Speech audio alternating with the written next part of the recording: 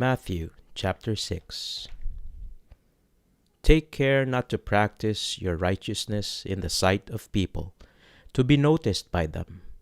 Otherwise, you have no reward with your Father who is in heaven. So when you give to the poor, do not sound a trumpet before you, as the hypocrites do in their synagogues and on the streets, so that they will be praised by people. Truly I say to you, they have their reward in full. But when you give to the poor, do not let your left hand know what your right hand is doing, so that your charitable giving will be in secret, and your Father who sees what is done in secret will reward you. And when you pray, you are not to be like the hypocrites, for they love to stand and pray in the synagogues and on the street corners so that they will be seen by people. Truly I say to you, they have their reward in full.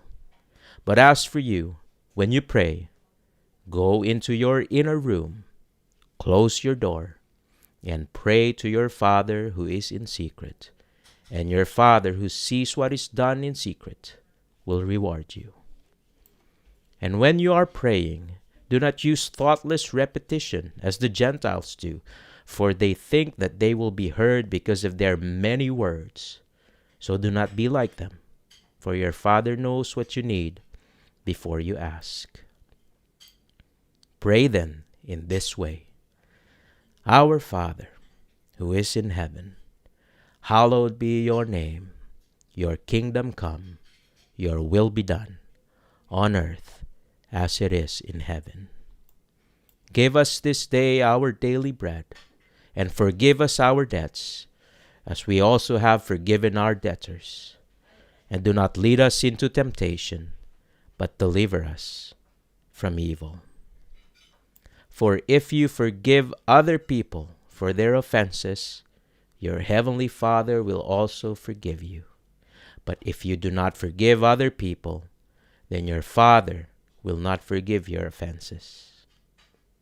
Now, whenever you fast, do not make a gloomy face as the hypocrites do, for they distort their faces so that they will be noticed by people when they are fasting. Truly I say to you, they have their reward in full. But as for you, when you fast, anoint your head and wash your face, so that your fasting will not be noticed by people, but by your Father who is in secret. And your Father who sees what is done in secret will reward you. Do not store up for yourselves treasures on earth, where moth and rust destroy, and where thieves break in and steal. But store up for yourselves treasures in heaven, where neither moth nor rust destroys, and where thieves do not break in and steal. For where your treasure is, there your heart will be also. The eye is the lamp of the body. So then, if your eye is clear, your whole body will be full of light. But if your eye is bad, your whole body will be full of darkness. So if the light that is in you is darkness, how great is the darkness! No one can serve two masters, for either he will hate the one and love the other, or he will be devoted to one and despise the other. You cannot serve God and wealth.